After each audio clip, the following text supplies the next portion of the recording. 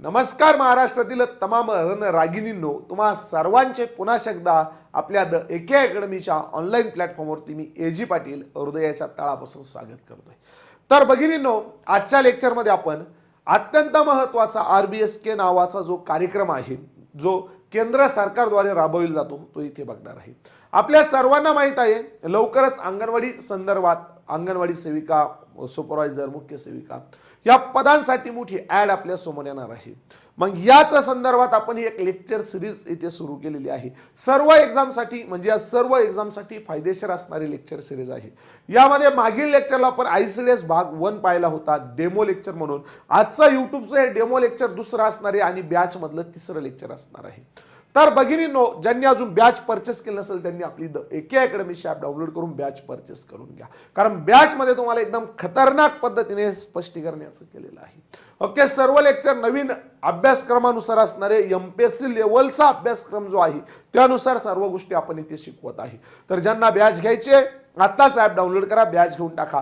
Channel वरती नवीन असाल चॅनलला सबस्क्राइब करायचं, व्हिडिओला एकदा सर्वांनी लाईक करून घ्यायचं। तर चला मग पाटील मास्टर पॅटर्न नुसार RBSK हाही कार्यक्रम आपण इथे काय करूया बघूयात। तर बघा, RBSK चा लोगो लक्षात ठेवा कसा आहे, स्वस्थ बालक समृद्ध भारत असं त्याचं काय ब्रीद वाक्य तिथे आपल्याला बघायला भेटतं। पण त्याआधी महत्त्वाची गोष्ट आहे, तुम्ही जर अंगणवाडीची तयारी करताय कोणत्याही पदाची, त्यासाठी आपल्याला ICDS योजना, या ICDS योजनेच्या अंतर्गत सगळे कार्यक्रम, या ICDS योजना जर आपल्याला अभ्यासायची असेल तर तुम्हाला यामध्ये ICDS संकल्पना, उद्दिष्ट, महत्त्व, अंगणवाडी सेवांचे स्वरूप, कार्य, बालविकासाचे टप्पे, मूलभूत गरजा, पोषण, आरोग्य, स्वच्छता, शालेय तयारी व पूर्व प्राथमिक शिक्षण, सामुदायिक सहभाग व नोंदी व्यवस्थापन, नवीन बदल माहिती, नवीन बदल आणि महत्त्वाच्या माहिती, या सर्व गोष्टी तुम्हाला या बॅचमध्ये म्हणजे पूर्ण ICDS जे आपण म्हणतो ना, पोषण आणि संगणक सुद्धा असणार आहे। पण प्रवेशिका नावाच्या पदासाठी संगणक करायची गरज नाही, बाकीच्या सर्वांनी संगणक करायचंय। तर हा संपूर्ण तांत्रिक सिलेबस जो असणार आहे, ओके, 80 मार्काचा हा तांत्रिक सिलेबस तुम्हाला फक्त आणि फक्त 499 रुपयाला आपल्या ॲपवरती, आणि तिथे तुम्ही मदर डे 10 नावाचा जर कुपन कोड जर टाकला ना आजचे दिवस, तर तुम्हाला 10% डिस्काउंट देखील याच्यावरती भेटणार आहे। तर ज्या भगिनींना हा कोर्स घ्यायचा आहे फक्त ICDS तांत्रिक घटकाचा, तर हा कोर्स आत्ताच आपल्या बॅच ॲप मध्ये जा, द एके अकॅडमीची ॲप डाउनलोड करा, कोर्स परचेस करा, यावरती डिस्काउंट देखील आहे। आणि महत्त्वाचं म्हणजे याच्यात फक्त लिमिटेड 300 ॲडमिशन झाल्यानंतर हा कोर्स डायरेक्ट काय करतो, परचेस करण्यासाठी बंद होऊन जाणार। जे त्या कोर्समध्ये असतील त्यांना ते 6 महिने लेक्चर बघायला भेटणार आहे। PDF स्वरूपात नोट्स देखील असणार आहे, ज्या नोट्स आपण इथे लेक्चर घेतोय त्या नोट्स त्याच्यामध्ये असणार आहे। तर बघा, राष्ट्रीय बाल स्वस्थ कार्यक्रम, त्यालाच आपण RBSK असं म्हणतो। सर्वात पहिल्यांदा तुम्हाला सांगायचं म्हटलं तर महाराष्ट्र, आपल्या भारतामध्ये 2004 पासून ते 2014 पर्यंत मनमोहन सिंग नावाचं सरकार होतं। या मनमोहन सिंह सरकारच्या काळामध्ये हा RBSK नावाचा ऍक्ट आलेला, कार्यक्रम आलेला आहे। मग आपल्याला पहिल्यांदा प्रश्न असा विचारला येईल, RBSK चं पूर्ण रूप काय आहे? ओके, RBSK चे पूर्ण रूप काय आहे? तर RBSK चे भगिनींनो पूर्ण रूप आहे राष्ट्रीय बाल स्वयंस्थ कार्यक्रम। राष्ट्रीय बाल स्वयंस्थ कार्यक्रम म्हणजेच RBSK। हा प्रश्न पेपरला येणाऱ्या विचारला जाईल म्हणजे 100% जाईल, 100% विचारलं। 12व्या पंचवार्षिक योजनेमध्ये हा कार्यक्रम सुरू करण्यात आलेला आहे। मनमोहन सिंग नावाचे पंतप्रधान असताना हा कार्यक्रम सुरू केलेला आहे। 7 फेब्रुवारी 2013 रोजी, 7 फेब्रुवारी 2013 ला पंतप्रधान मनमोहन सिंग यांच्या काळामध्ये हा कार्यक्रम सुरू झालेला आहे। म्हणजे आपल्याला असाही प्रश्न विचारला जाऊ शकतो, RBSK हा कार्यक्रम खालीलपैकी कोणत्या पंतप्रधानाच्या काळात सुरू झालेला आहे?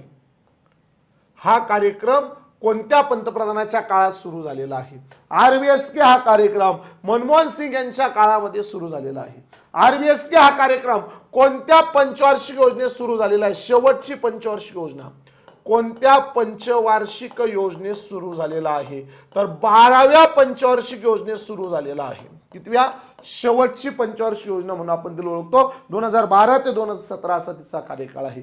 1 जानेवारी 2015 नियोजन आयोग रद्द करून नीती आयोगाची स्थापना झाली। ओके, तर 12व्या पंचवार्षिक योजनेचा हा कार्यक्रम आहे। आता हा RBSK हा कार्यक्रम खालीलपैकी कुणामार्फत राबविला जातो? कोणत्या मंत्रालयाअंतर्गत राबविला जातो? तर भगिनींनो, RBSK हा जो कार्यक्रम आहे हा आरोग्य मंत्रालयाअंतर्गत राबविला जातो. आरोग्य मंत्रालय अंतर्गत राबविला जातो. RBSK हा कार्यक्रम कुणा अंतर्गत राबवला जातो? आरोग्य व कुटुंब कल्याण मंत्रालय, किंवा डायरेक्ट विचारलं जाऊ शकतो आरोग्य मंत्रालय अंतर्गत राबविला जातो. ओके, म्हणजे आरोग्य मंत्री असतो तोच कुटुंब कल्याण मंत्री सुद्धा असतो, म्हणून आरोग्य व कुटुंब कल्याण मंत्रालय असं त्याचं नाव देण्यात आलेलं आहे. मग आपल्याला असाही प्रश्न विचारला जाऊ शकतो ना, जर तुम्हाला माहिती RBSK हा कार्यक्रम खालीलपैकी कोणत्या मंत्रालयाअंतर्गत राबवला जातो, तुम्ही लगेच उत्तर देणार मास्तर यस जमलं, RBSK हा कार्यक्रम आरोग्य व कुटुंब कल्याण मंत्रालयाअंतर्गत राबविला जातो. पण जर ह्याच कार्यक्रमाला रिलेटेड जर प्रश्न विचारला, RBSK कार्यक्रम आरोग्य कुटुंब मंत्रालयाअंतर्गत कल्याण मंत्रालयाअंतर्गत राबवला जातो, मग सांगा भारताचे आरोग्य व कुटुंब कल्याण मंत्री कोण आहे? काय विचारलं? भारताचे वर्तमानमध्ये आरोग्य व कुटुंब कल्याण मंत्री कोण आहे? तर जगत प्रकाश नड्डा हे भारताचे वर्तमानमध्ये आरोग्य व कुटुंब कल्याण मंत्री आहे. आणि मग जर तुम्हाला विचारलं महाराष्ट्राच्या कोण आहे आरोग्य व कुटुंब मंत्री? महाराष्ट्रात कोण आहे? प्रकाश आंबेडकर. महाराष्ट्रामध्ये आरोग्य व कुटुंब कल्याण मंत्रालयाचे मंत्री आहे प्रकाश आंबेडकर. ओके, दोन्ही मुद्दे लक्षात ठेवणं गरजेचं आहे. आता आरोग्याचा जर विचार केला ना, तर आरोग्याच्या संदर्भात कार्य करणारी संस्था कोणती आहे? आरोग्याच्या संदर्भात कार्य करणारी संस्था कोणती आहे? संदर्भात कार्य करणारी संस्था कोणती आहे? कार्य करणारी संस्था कोणती आहे? आरोग्याच्या संदर्भात कार्य करणारी संस्था कोणती आहे? तर तिचं नाव आहे WHO, जागतिक आपण म्हणतो WHO, जागतिक आरोग्य संघटना, वर्ल्ड हेल्थ ऑर्गनायझेशन. WHO चं पूर्ण रूप सांगा. वर्ल्ड हेल्थ ऑर्गनायझेशन, जागतिक आरोग्य संघटना. आरोग्य संघटना कार्य करते, जागतिक आरोग्य संघटना आरोग्यासाठी कार्य करते. WHO ची स्थापना झाली आहे 7 एप्रिल 1948 ला. 7 एप्रिल 1948 ला हिची स्थापना झालेली आहे आणि हिचं हेडक्वार्टर आहे, मुख्यालय आहे जिनिव्हा. जिनिव्हा स्वित्झर्लंड नावाच्या देशात हिचं मुख्यालय आहे. 7 एप्रिल हा दिवस दरवर्षी टिंबटिंब दिन म्हणून साजरा केला जातो. 7 एप्रिल हा दिवस दरवर्षी जागतिक आरोग्य दिन म्हणून साजरा केला जातो. जागतिक आरोग्य दिन खालीलपैकी कोणता दिवस जागतिक आरोग्य दिन म्हणून साजरा केला जातो? 7 एप्रिल हा दिवस जागतिक आरोग्य दिन म्हणून साजरा केला. आरोग्य संदर्भात कार्य करणारी संघटना जागतिक स्तरावर WHO आहे आणि आरोग्य व कुटुंब कल्याण मंत्री भारतामध्ये जगत प्रकाश नड्डा आणि महाराष्ट्रामध्ये प्रकाश आंबेडकर आहे. हे दोन्ही पॉइंट आपण लक्षात ठेवणं गरजेचं आहे. आता राष्ट्रीय बाल स्वास्थ्य कार्यक्रम म्हणजे RBSK कल्याणासाठी कार्य करतं. कुणासाठी कार्य करतं? हे कार्यक्रम कुणासाठी आहे?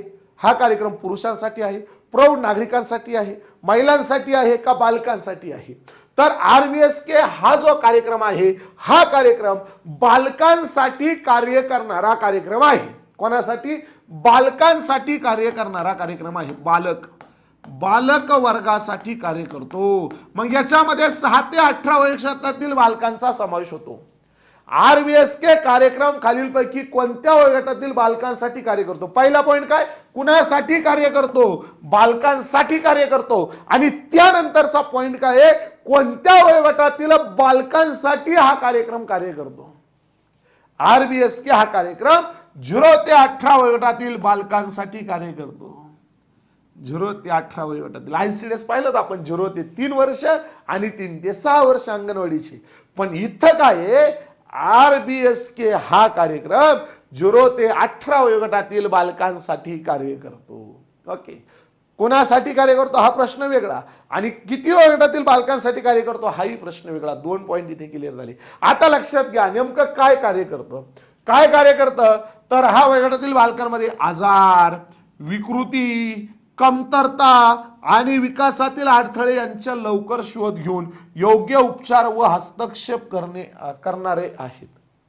0 ते 18 गटातील मुलांचे आजार असतील, त्यांची विकृती असेल, त्यांच्यामध्ये असणारी कमतरता असेल, त्यांच्यामध्ये असणारे त्यांच्या विकासासाठी ज्या काही गोष्टी अडथळे घालत आहे त्याचा शोध घेऊन तिथे काय करणे, हस्तक्षेप करणे, म्हणजे तिथे आपलं म्हणतो आपल्या पद्धतीने उपचार करणे बा थोडक्यात, हे काम या कार्यक्रमाअंतर्गत केलं जातं. आता महत्वाची गोष्ट म्हणजे RBSK कार्यक्रमाअंतर्गत किती आरोग्याच्या घटकांचा समावेश केला जातो, म्हणजे आरोग्य स्थितींचा समावेश असतो. हाही प्रश्न आपल्याला खूप वेळेस विचारला आहे. RBS कार्यक्रमाअंतर्गत सामान्यपणे 32 आरोग्य स्थितींचा समावेश केला जातो. मग असंही विचारलं जाईल, RBS कार्यक्रमाअंतर्गत सर्वसाधारणपणे किती आरोग्य स्थितींचा समावेश केला जातो. सर्वसाधारणपणे ह्या कार्यक्रमाअंतर्गत 32 आरोग्य स्थितींचा समावेश केला जातो. सर्वांना व्यवस्थित समजतंय? कमेंट बॉक्समध्ये नक्की सांगायचं आहे यस या नो.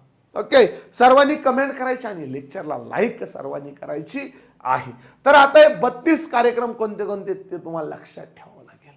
ओके, पण त्याआधी सर्वात महत्वाची गोष्ट म्हणजे अंगणवाडी सेविका असू द्या, अंगणवाडी मुख्य सेविका असू द्या, अंगणवाडी तुमचं ओके सुपरवायझर्स, वेगवेगळ्या कोणतंही पद असू द्या, अंगणवाडी संदर्भातली कोणतंही पद असू द्या, सर्व पदांसाठी एकच बॅच आहे, ती म्हणजे रणरागिणी बॅच. ओके, या रणरागिणी बॅच मध्ये मराठी व्याकरण, इंग्रजी व्याकरण, सामान्य ज्ञान, गणित बुद्धिमत्ता म्हणजे बौद्धिक चाचणी, कॉम्प्युटर, पोषण आहार, ICDS या सर्व गोष्टींचा समावेश असणार आहे. बेसिक पासून ऍडव्हान्स पर्यंत एकदम पाटील मास्टर पॅटर्न नुसार ही बॅच तुमची असणार आहे. बॅचची फी आहे 1499 रुपये, पण ज्या भगिनी आज ऍडमिशन घेतील त्यामध्ये तुम्हाला 10% डिस्काउंट आहे. ओके, तर यामध्ये म्हणजे ही बॅच घेतल्यानंतर जी 490ची स्पेशल तांत्रिकची बॅच आहे ती घ्यायची गरज नाहीये. ओके, या बॅच मध्ये सगळ्याच गोष्टी तुम्हाला भेटणार आहेत, त्याचबरोबर सराव पेपर सुद्धा भेटतील 5. ओके, एकदम खतरनाक पद्धतीने बॅच असणारे, एकदम आपल्या पॅटर्न नुसार. ओके, 100% रिझल्ट येईल, छाती टुकून सांगतो. लिमिटेड फक्त 300 ऍडमिशन असेल. ओके, त्यानंतर ही बॅच ऑटोमॅटिक क्लोज होईल. ओके, आणि एकदम सुंदर पद्धतीने स्टेप बाय स्टेप संपूर्ण सिलेबस तुम्हाला असेल. हे लेक्चर जर तुम्हाला समजत असेल ना, तर माझी 100% खात्री आहे, छाती ठोकून सांगतो तुम्हाला की बॅच तुम्हाला कळणार म्हणजे कळणार. यस, तर चला मग आपल्या पुढील पार्टकडे जाऊया. तोपर्यंत सर्वांनी लाईक करून घ्यायचे. ओके, तर काय म्हटलंय तुम्हाला, आपला जो कार्यक्रम आहे या कार्यक्रमाअंतर्गत ओके किती 32 सर्वसाधारण घटकांचा काय केला जातो, वापर केला जातो. RBSK कार्यक्रमाअंतर्गत सर्वसाधारणपणे किती घटकांचा समावेश केला जातो, आरोग्य संदर्भात 32 घटकांचा समावेश केला जातो. ओके, त्यामधला पहिला घटक कोणता आहे, तर जन्माच्या वेळी होणारे दोष. खालीलपैकी कोणता दोष बालकाला जन्माच्या वेळी होत असतो, असाही प्रश्न बनवू शकतो. 9 जवळपास भगिनींनो 9 घटकांचा आपण म्हणतो विचार या जन्माच्या वेळी करणं गरजेचं असतं. म्हणजे जेव्हा बालकाचा जन्म होतो त्यावेळेस त्याला होणारे दोष असतात. मज्जातंतूत नलिकेतील दोष, मज्जातंतूच्या नलिकेमध्ये दोष. ओके, त्यामुळे त्याच्या पाठीमागे असं काहीतरी काय होतं बघा, असं आपण म्हणतो गाठ आल्यासारखं होतं. मज्जातंतू नलिकेतील दोष. खालीलपैकी कोणता दोष हा जन्माच्या वेळी बालकांमध्ये आढळतो, ओके, मज्जातंतूच्या नलिकेतील दोष. बाळाचा मेंदू किंवा मणक्याच्या नलिकेचा पूर्ण विकास होत नाही. मज्जातंतू नलिकेचा दोष खालीलपैकी कोणत्या कारणामुळे होतो, असाही प्रश्न बनवू शकतो. आता लय खतरनाक शब्द येणार आपल्याकडे. मज्जातंतू मधील जो दोष आहे तो दोष बाळाचा मेंदू जो आहे, मेंदू आणि मज्जा आपण म्हणतो मनका जो आहे किंवा मनका, बाळाचा मेंदू किंवा मनका यामध्ये जी नलिका आहे ती नलिका पूर्णपणे विकसित नाही झाली तर त्याला आपण म्हणतो मज्जातंतू मधील दोष निर्माण होणे. ओके, यामध्ये स्पायना बिफिडा एन्सोफॅलोसिल नावाचे विकार त्याला बघायला भेटतात. या विकारांची नावं लक्षात ठेवावं लागेल. Spina bifida एन्सेफॅलोसिल. ओके, काय नाव आहे बघा, एन्सेफॅलोसिल. हे विकार पाहायला भेटतात. लक्षणे पाठीत गाठ किंवा छिद्र येणे, पायांमध्ये अशक्तपणा येणे, फॉलिक ऍसिड युक्त आहार, गर्भधारण पूर्व तपासणी, प्रतिबंध. जर मज्जातंतू नलिकेतील बालकाचा दोष दूर करायचा असेल किंवा तो दोष होऊ नाही द्यायचा असेल किंवा तो दोष होण्यासाठी जे कारण आहेत ते कोणते बघा. ओके, विचारलं जाऊ शकतं ना, बालकाच्या मज्जातंतू नलिकेत होणारा दोष खालीलपैकी कोणत्या कारणामुळे होतो. ओके, जेव्हा महिला गर्भवती असते तेव्हा तिला फॉलिक ऍसिड युक्त नावाची एक गोळी खावी लागते. ओके, ती गोळी जर नाही खाली तर हा आपल्याला आजार तिथे बघायला भेटतो. त्यानंतर गर्भधारणापूर्वी काय करणे, तपासणी करणे, मुलगा आहे का मुलगी आहे, अरे काय करायचं लागा. ओके, ती तपासणी जर केली तर हा आजार आपल्याला तिथे बघायला भेटतो. कोणत्या कारणांमुळे बघायला भेटतो असा प्रश्न आपल्याला तिथे विचारला जाऊ शकतो. ओके, त्यानंतरला डाऊन सिंड्रोम. बघा, जन्माच्या वेळी होणारा बालकाचा दुसरा दोष डाऊन सिंड्रोम. डाऊन सिंड्रोम म्हणजे काय, 21व्या गुणसूत्राची आपण म्हणतो जे अतिरिक्त 21 नंबरचं गुणसूत्र प्रत असल्यामुळे होतो. म्हणजे काय झालं, 21वं गुणसूत्र ज्या प्रमाणात पाहिजे त्याच्यावर जास्त प्रमाणात तिथे आलेलं आहे. खालीलपैकी कोणत्या गुणसूत्रामुळे डाऊन सिंड्रोम नावाचा आजार बालकांमध्ये पाहायला भेटतो. ओके, 21 नंबरच्या गुणसूत्रामुळे. कोणत्या 21 नंबर. आता जर गुणसूत्रांचा विचार केला तर महिलांमध्ये एकूण गुणसूत्र, आपल्या मानवामध्ये एकूण गुणसूत्रे किती असतात. मानवात एकूण गुणसूत्रे असतात 46 गुणसूत्रे असतात 46. ओके, किती जोड्या असतात, 23 जोड्या असतात. पुरुष आणि महिला यांचं लिंग गुणसूत्र ठरवणाऱ्या जोड्या किती, एकच आहे. लिंग गुणसूत्र ठरवणाऱ्या जोडी एकच आहे.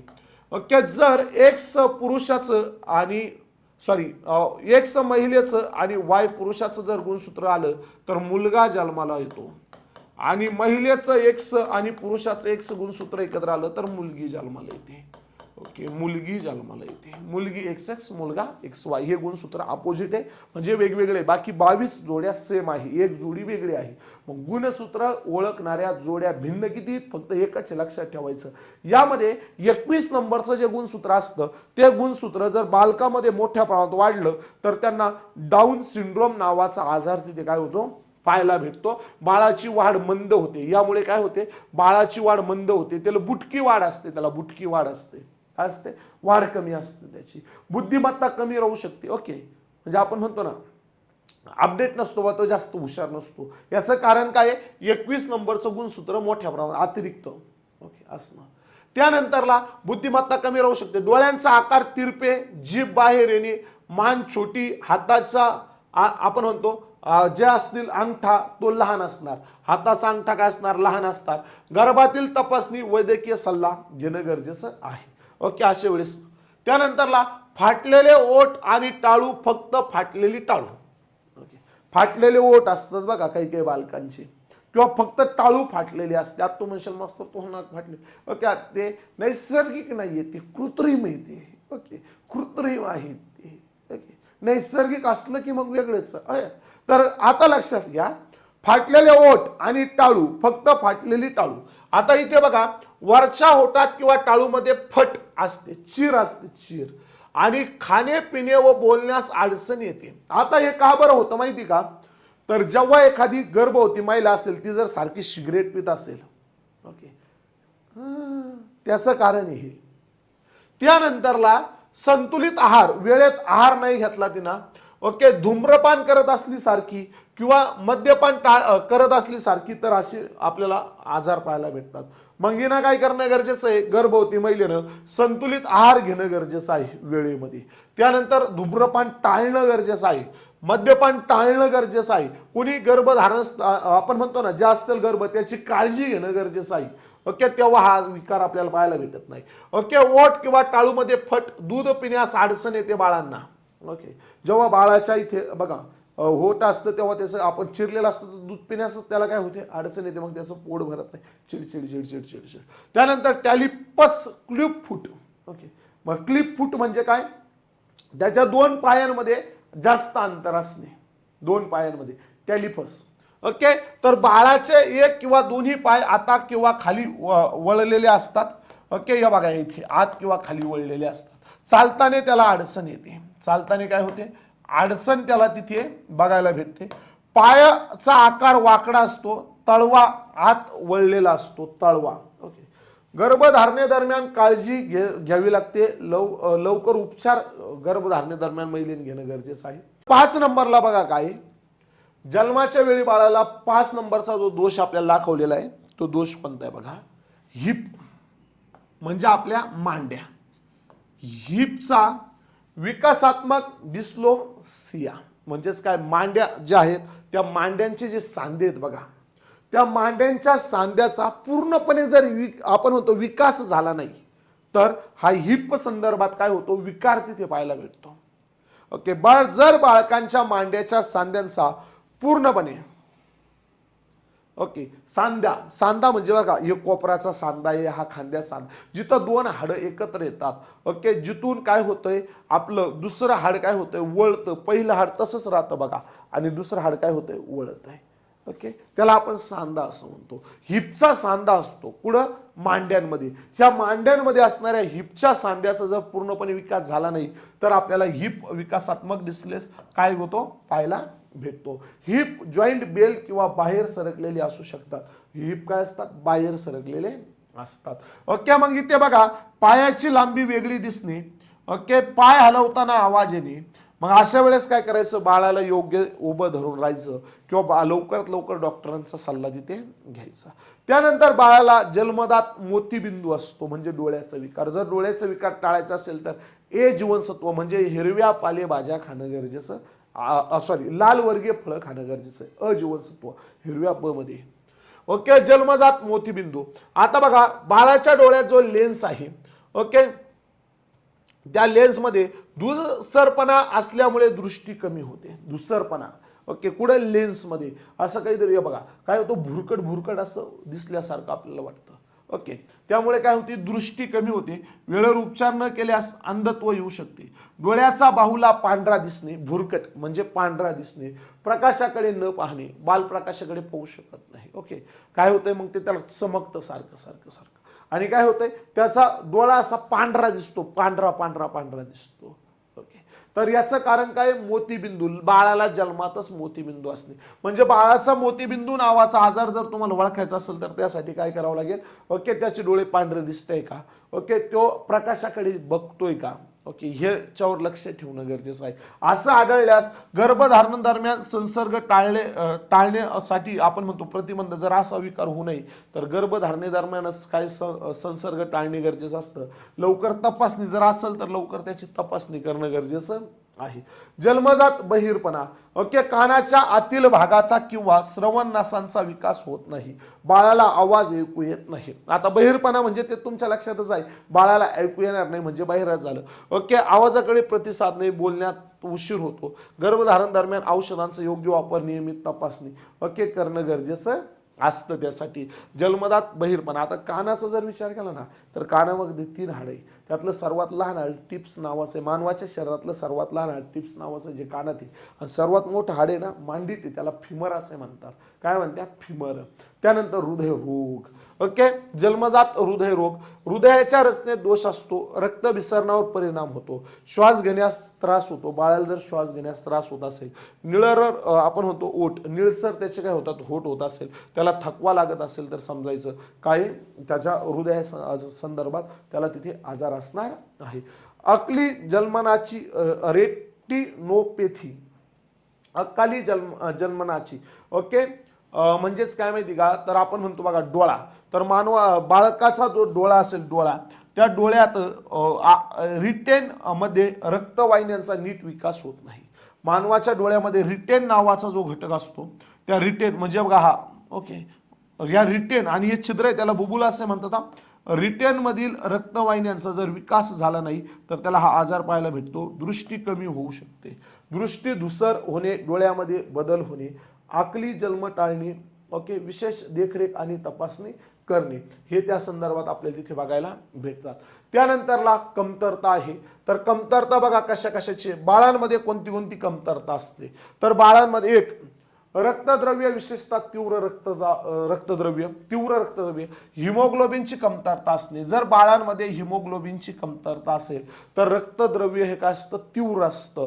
ओके, हिमोग्लोबिन म्हणजे काय, तर हिमोग्लोबिन म्हणजे रक्ताचा कार्यात्मक आणि रचनात्मक घटक होय. बालकांमध्ये रक्त जे आढळतं, ओके, त्याचा कार्यात्मक आणि रचनात्मक घटक हिमोग्लोबिन असतो. रक्तामध्ये, मानवाच्या रक्तामध्ये लोह नावाचा घटक असतो. त्या लोहापासून हिमोग्लोबिन निर्माण होतं. मानवाच्या रक्तातलं हिमोग्लोबिन आणि लोह कमी झालं ना तर ॲनिमिया नावाचा आजार होतो. पांडुरोग रोग आपण त्याला म्हणतो. काय म्हणतो, पांडुरोग. ओके, मानवाच्या शरीरातलं रक्तद्रव्य, ओके, विशेषतः तीव्र रक्तद्रव्य जर होत असेल तर समजायचं याच्यामध्ये हिमोग्लोबिनची कमतरता आहे. ओके, यामुळे आई आणि बाळाचे आरोग्य धोक्यात येते. आयर्नयुक्त आहार घ्या. आयर्न फॉलिक ऍसिड गोळ्या नियमित घ्या. फॉलिक ऍसिड नावाच्या ज्या गोळ्या आहेत, फॉलिक ऍसिड, त्या गोळ्या घेणं. हिरव्या पालेभाज्या, कडधान्य, गुळ, खजूर यांचा आहारात समावेश करा. त्यानंतर व्हिटॅमिन डी ची कमतरता. आता व्हिटॅमिन ए ची कमतरता आणि व्हिटॅमिन डी ची पण. आता व्हिटॅमिन ए ची कमतरता म्हणजे काय, तर आपलं जे जीवनसत्व अ आहे त्या अजीवनसत्वाच्या अभावामुळे डोळ्याचे विकार होत असतात. रात आंधळेपणा येणे, ओके, रंग आंधळेपणा येणे, हे जे कमतरता आहे व्हिटॅमिनच्या एच्या कमतरतेमुळे असते. मग व्हिटॅमिन ए जर तुम्हाला जर हे विकार होऊ द्यायचे नसेल, म्हणजे डोळ्याचे आजार होऊ द्यायचे नसेल, तर आपण काय करणं गरजेचं आहे, जे लाल वर्गीय फळं आहे ते लाल वर्गीय फळं खाणं गरजेचं आहे. व्हिटॅमिन ए आपल्याला कुठे भेटत असतं, तर व्हिटॅमिन ए आपल्याला लाल वर्गीय फळांमध्ये भेटत असतं. कुठं, लाल वर्गीय फळांमध्ये व्हिटॅमिन ए युक्त आहार घ्या, जसे की गाजर, पालेभाज्या.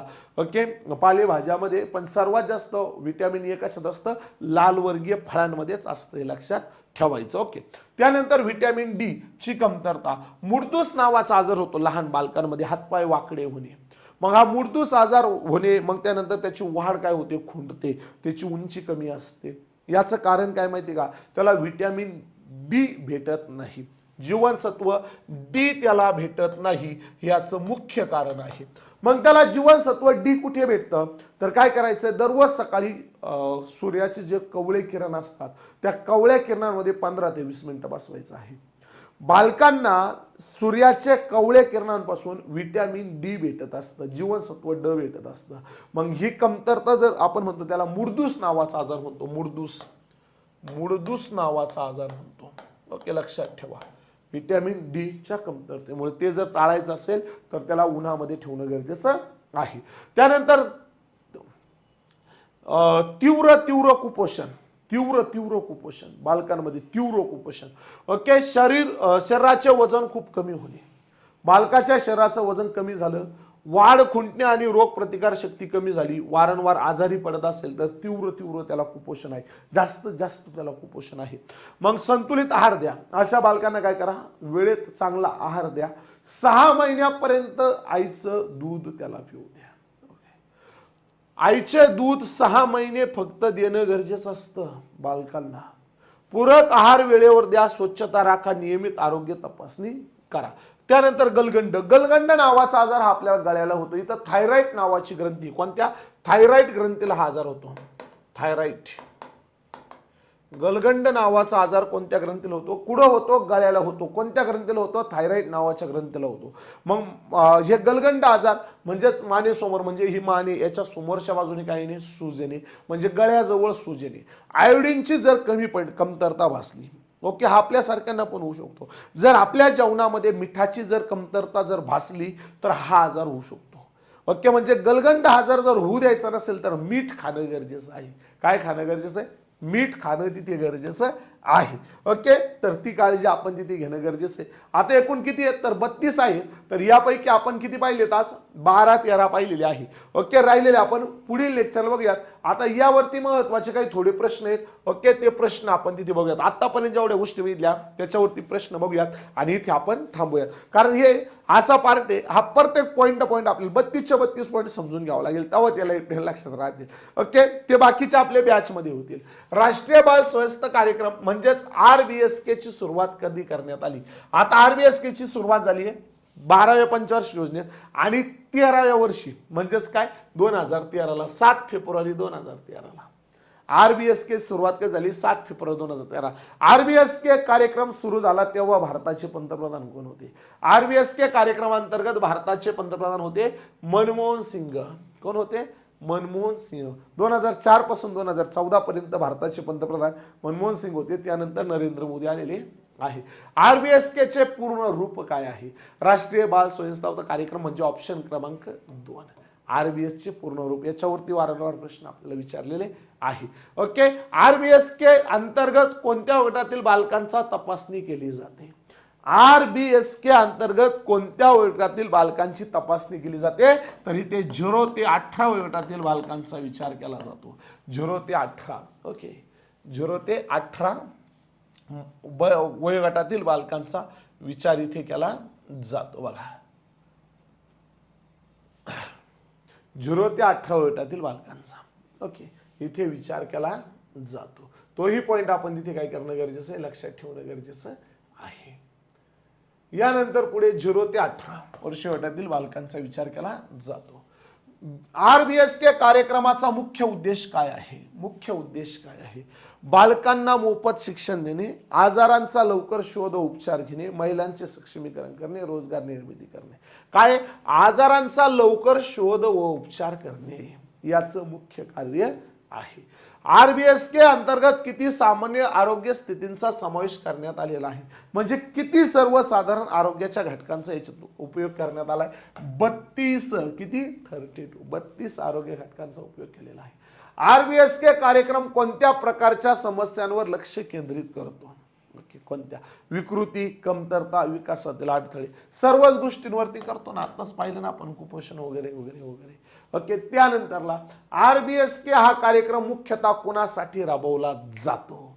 कुणासाठी राबवला जातो? तर हा कार्यक्रम बालकांसाठी राबविला जातो.